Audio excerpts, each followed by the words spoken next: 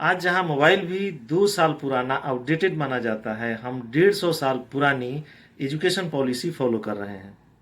इसको जानने के लिए अगर हम थोड़ा सा पीछे चलेंगे तो पता चलेगा कि अंग्रेजों को इंडिया में रूल करने के लिए दो चीज़ों की दिक्कत आ रही थी, जिसका सॉल्यूशन थॉमस बेबिंगटन मैकाले ने इंग्लिश एक्ट ऑफ एजुकेशन 1835 ला कर दी।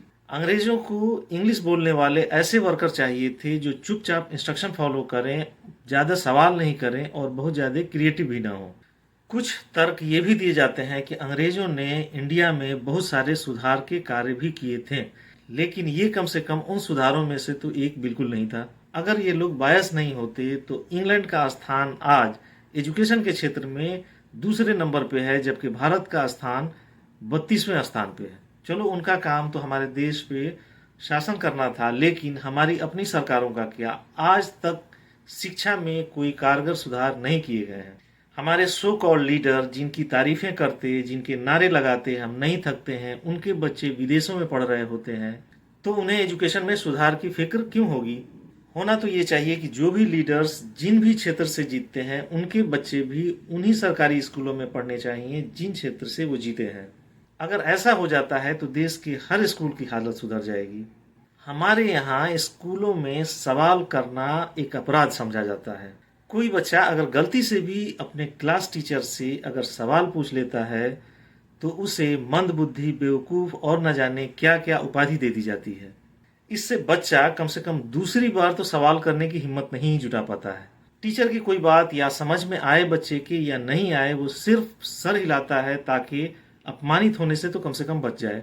ट्रेन द ट्रेनर क्लासेस में ये बताया जाता है कि सवाल कैसा भी हो, सवाल को प्रॉपर रिस्पॉन्ड करना है, उसका प्रॉपर आंसर देना है, जिससे सवाल करने वाले को वो सवाल आसानी से समझ में आ सके और दूसरे बच्चे भी मोटिवेटेड हों ताकि वो भी सवाल कर सकें।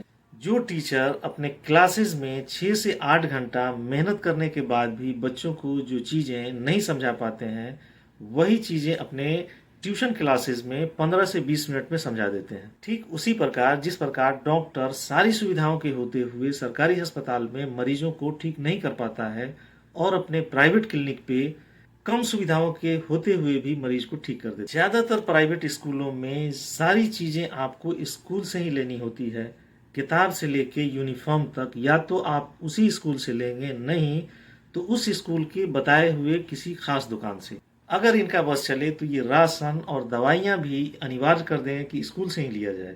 एनसीईआरटी जब इतना रिसर्च करके पाठ्यक्रम तैयार करती है, फिर उसको छोड़ के किसी और पब्लिकेशन का बुक स्कूलों द्वारा बेचा जाना और जरा सा चेंज करके उन किताबों को फिर से बदल देना ताकि फिर से नई किताब लेनी पड़े, कहाँ तक सही है? एनसीईआरटी की बुक पढ़ के लोग आईएएस कंप्लीट करते हैं।